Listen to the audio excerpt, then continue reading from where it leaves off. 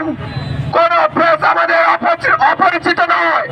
প্রত্যেকটি প্রেস রাজশাহীবাসী চেনে।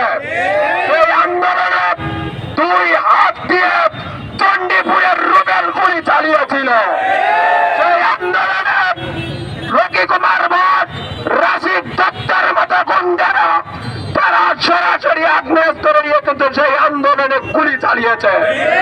শুধু তাই নয়, রাজশাহীর আন্দোলনকে বাধাগ্রস্ত করার জন্য, নিশ্চিত করার জন্য এই রাজশাহী সিটি কর্পোরেশন, যেটি জনগণের সম্পদ, যেটি জনগণের সেবাদানকারী প্রতিষ্ঠান, কিন্তু সেই নগর ভবনকে একটি মিনি ক্যান্টনমেন্টে পরিণত করেছিল। আপনারা জানেন নগর ভবন থেকে কি পরিমাণে আগ্নেয়াস্ত্র, দেশি অস্ত্র উদ্ধার করা হয়েছে। এই অস্ত্রগুলো দিয়ে